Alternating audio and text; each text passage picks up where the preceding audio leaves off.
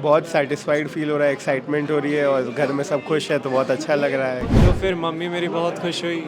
मतलब मम्मी मेरे साथ 2 साल मेरे साथ लग कर समझिए उन्होंने भी ये नीट एग्जामिनेशन क्रैक करा है। रिजल्ट आने के बाद एक्साइटेड भी हूँ, रिलीफ भी है कि अब रैंक आ गया, अब डिसाइड हो गया। अब इस साल तो पेपर थोड़ा टफ था तो कुछ भी लग रहा था, मतलब बहुत टेंशन से भी 1 महीना थे, रिजल्ट से 3-4 दिन पहले से नींद भी नहीं आ रहा था। कोचिंग बहुत हेल्प किया, हर एक सर 24/7 अवेलेबल रहते थे, फिर कोचिंग के मॉड्यूल्स भी बहुत बढ़िया रहते थे। हमारे यहाँ से 1800 बच्चे लमसम एग्ज़ाम में अपीयर हुए थे और लगभग 1600 बच्चे क्वालिफाई किए हैं, जिसमें पिछले बार के रिस्पेक्ट में देखते हैं इस बार का, तो पिछले बार हमारे यहाँ से 701 मार्क्स हाईएस्ट था, बट इस बार मार्क्स कम भले ही है, लेकिन पिछले बार उनका 1200 रैंक था, हलीमा का जो 701 नंबर था, और इस बार 1200 से मतलब 1000 के अंदर में ही हमारे 4 बच्चे हैं। तो कॉलेज वाइज देखेंगे तो पिछले साल से बेहतर कॉलेज इस बार के बच्चों को मिल रहा है। नीट ने अपने परिणाम घोषित कर दिए हैं और इसी बीच बायोमी की तरफ से बहुत सारे छात्र जो है वो उत्तीर्ण हुए। हमारे साथ बात करने के लिए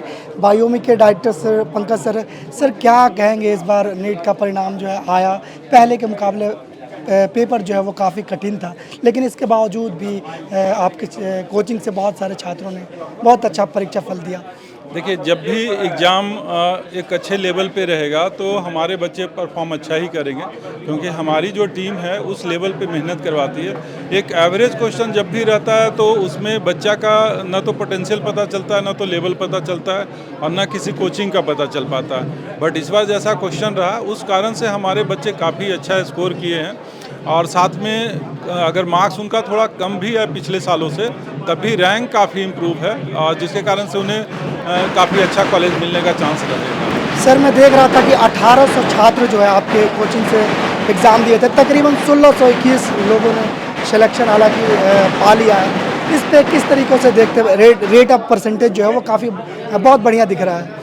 जी, हमारे यहाँ से 1800 बच्चे लमसम एग्ज़ाम में अपीयर हुए थे और लगभग 1600 बच्चे क्वालिफाई किए हैं, जिसमें हाईएस्ट मार्क जो है वो 623 है, और रैंक उनका 244 है जनरल में, और ओवरऑल रैंक 373 है, और लगभग 3 और भी बच्चे हैं जो 600 के प्लस पे स्कोर किए हैं, और लगभग 200 बच्चे तो इस बार कॉलेज जाने का चांसेस रहेगा हमारे यहाँ से। तो अगर पिछले बार के रिस्पेक्ट में देखते हैं इस बार का, तो पिछले बार हमारे यहाँ से 701 मार्क्स हाईएस्ट था, बट इस बार मार्क्स कम भले ही है, लेकिन पिछले बार उनका 1200 रैंक था, हलीमा का जो 701 नंबर था, और इस बार 1200 से मतलब 1000 के अंदर में ही हमारे 4 बच्चे हैं। तो कॉलेज वाइज देखेंगे तो पिछले साल से बेहतर कॉलेज इस बार के बच्चों को मिल रहा है। सर एज ए टीचर बहुत सारे आपने स्टूडेंट्स को देखा है, कौन से एम्स की चाहत ज़्यादा लोगों की रहती है? AIIMS Delhi, AIIMS Bhubaneswar, AIIMS Patna, कौन सा एम्स?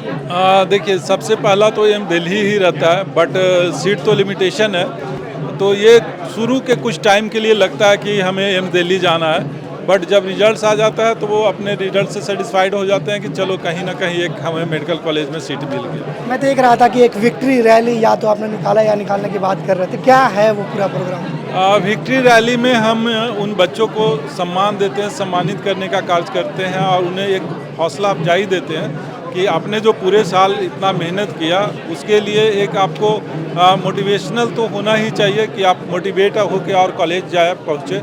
और प्लस जो बच्चे अभी हमारे यहाँ पे जो नीट का तैयारी कर रहे हैं, उन्हें भी ये लगेगा कि जब हम भी क्वालिफाई करेंगे तो हमारे लिए भी इस तरह का कार्यक्रम आयोजित बायोम करेगा। मैं जब आपके बच्चों से यहाँ के छात्राओं से बात कर रहा था तो वो 3 तरीके के बैच बता रहे थे, रेसर, रनर और एक रन अप, ऐसा कुछ बैच बता रहे थे। क्या है उसकी कहानी, क्या है? ये हम लोग लास्ट के 1 मंथ्स में ये बैच को रखते हैं, और इसमें सारा फूडिंग हमारे बायोम के संस्था की तरफ से जाती है।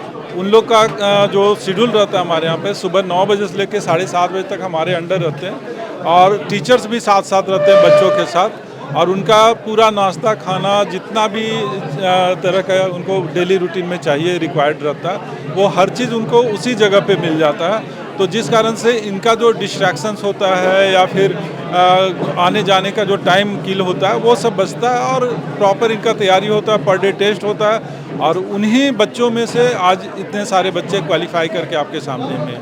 आने वाली जो पीढ़ियाँ हैं, आने वाले जो बच्चे हैं छात्र नीट के क्षेत्र में, उनके लिए आप क्या संदेश देना चाहेंगे? जैसा कि नीट का इस बार से पैटर्न जो चेंज हुआ है, आने वाले टाइम में भी पैटर्न इसी तरह का रहेगा, तो बिना मेहनत किए, बिना कॉन्सेप्ट क्लियर रहे बच्चा अच्छा नहीं कर पाएगा।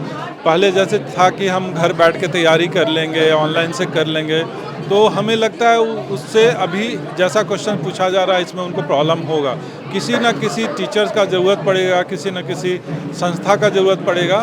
तो जो भी तैयारी कर रहे हैं वो डिसाइड कर ले कि हमें कहाँ करना है, क्या करना है, और अपनी प्रिपरेशन तैयारी करें। एक अच्छी तैयारी उनको बहुत ज़रूरी है। अच्छा, मेरा एक व्यक्तिगत सवाल है सर कि नीट जेईई ये सारे कुछ ऐसे एग्ज़ाम्स होते हैं जिसमें आर्थिक तंगी की वजह से बहुत सारे छात्र जो है इस तैयारी संस्थानों में नहीं जा पाते तैयारी के लिए।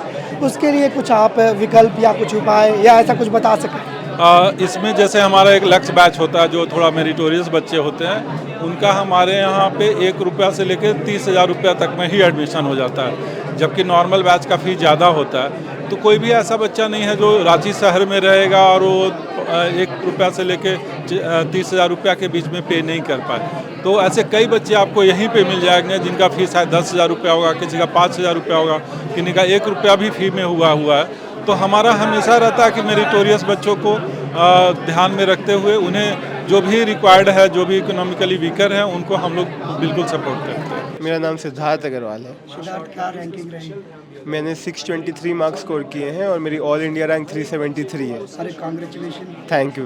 आपके इस बायो में क्लास में आप बायो में कोचिंग में आपका रैंकिंग क्या है? बायो में मैंने फर्स्ट रैंक है मेरी, अगर बायो में आप देखेंगे। कैसा लग रहा है इतना बढ़िया स्कोर करके? बहुत सेटिस्फाइड फील हो रहा है, एक्साइटमेंट हो रही है और घर में सब खुश है तो बहुत अच्छा लग रहा है कि आपको उम्मीद था कि इस तरीके से इतना बढ़िया स्कोर आ पाएगा? उम्मीद तो था, बट इस बार का पेपर के चक्कर में मार्क्स कम आ रहे थे थोड़े, तो थोड़ा सा डिप्रेस हुए थे पहले, बट फिर सबके मार्क्स देखे तो लगा कि रैंक अच्छी आ सकती है इस बार भी। क्या आपके फादर की मदर क्या करते हैं? मेरे पापा मम्मी दोनों डॉक्टर हैं। दोनों लोग डॉक्टर हैं? हाँ।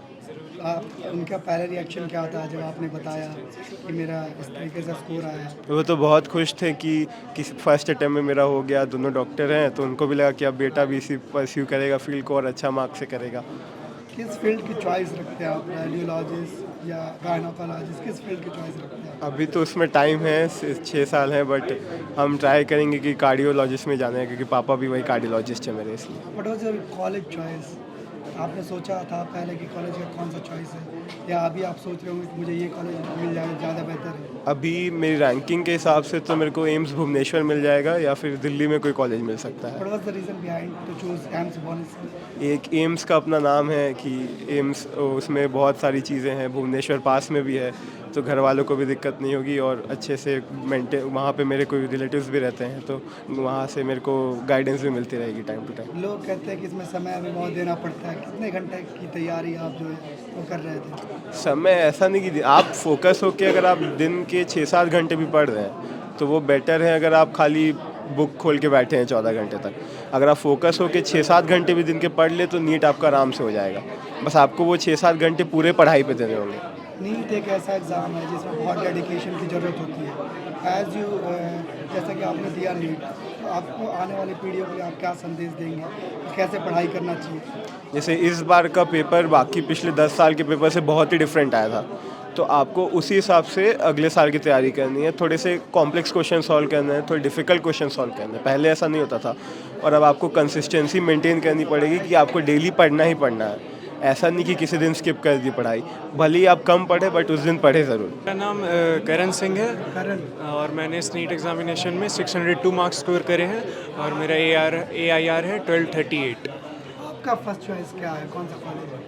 मेरा जैसे कि मैंने अपने रैंकिंग्स के हिसाब से कुछ कॉलेज सेलेक्ट करे हैं। एम्स रायपुर का पिछले साल क्लोजिंग रैंक मेरे रैंक के आसपास था और एम्स पटना तो मिल जाना चाहिए जो रैंक है, बट मेरा ड्रीम कॉलेज है एम्स नागपुर।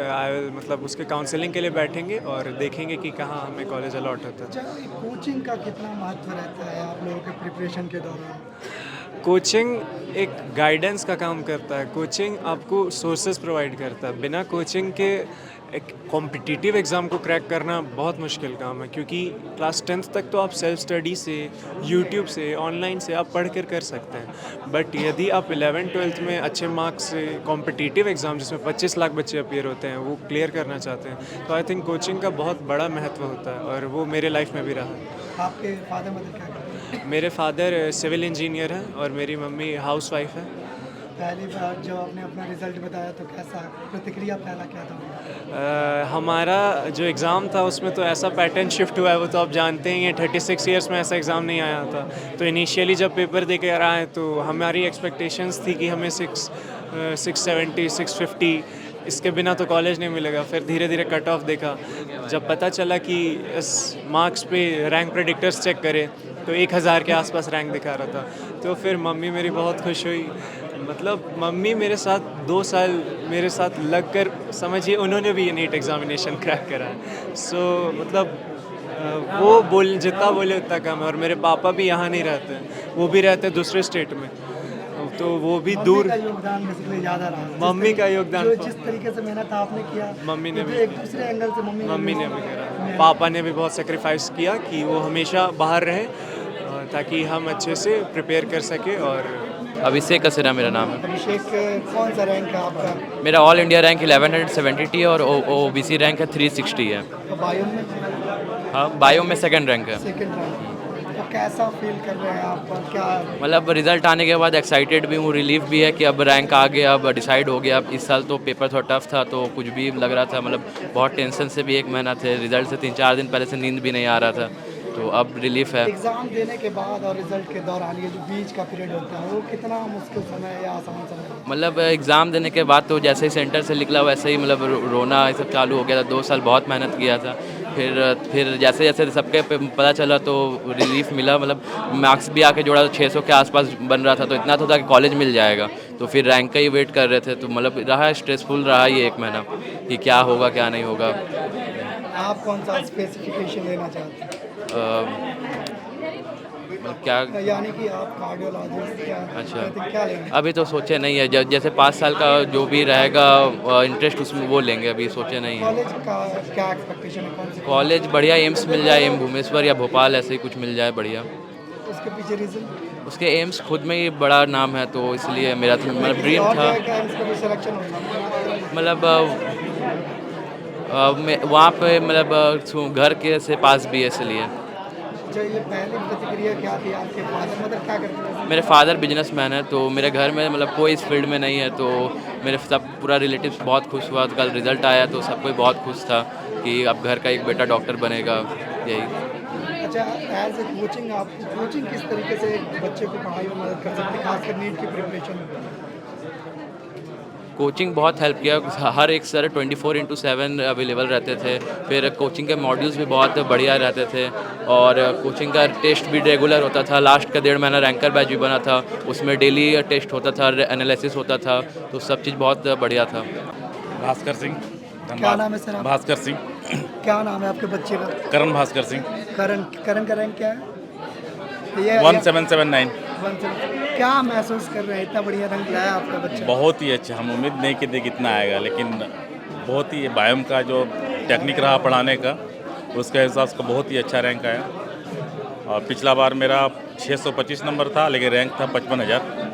इस साल 595 नंबर है, लेकिन रैंक है 1779। अच्छा, एज ए पेरेंट्स, क्योंकि आप अभिभावक हैं, अभिभावक को क्या क्या समस्याएं होती है जब बच्चे तैयारी करते हैं, या उन पे किस तरीके का दबाव होता है? एक तो उस देखिए दबाव तो उस पर रहता ही, लेकिन हम लोग एक्स्ट्रा दबाव उसको नहीं देना चाहिए कि भाई हम तेरे पीछे खर्चा कर रहे हैं, तुम इतना, उसको दिमाग उसको छोड़ दीजिए पढ़ने के लिए। खाली गाइड कीजिए कि बच्चा कैसा में रहा, कहाँ पढ़ रहा है, क्या कर रहा है, नहीं कि उसको साइड से गाइड करते रहिए।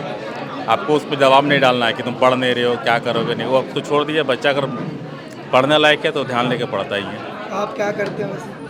मेरा छोटा मोटा काम धाम चलता है, कोई सा बड़ा बिजनेस नहीं है। प्राइवेट जॉब में काम करता हूँ। प्राइवेट जॉब में काम करने के साथ साथ बच्चों को पढ़ाना कितना जी जी जी, बहुत मुश्किल है, बहुत मुश्किल है। आज का दौर में शिक्षा में बहुत ही दिक्कत है, लेकिन क्या कीजिएगा, बच्चा अगर पढ़ने के लिए राजी होता, पढ़ने के लिए तैयार रहता, तो कहीं से भी जुगाड़ करके पढ़ाया जा सकता है। TheFollowUp.in. Like, share, and subscribe. www.thefollowup.in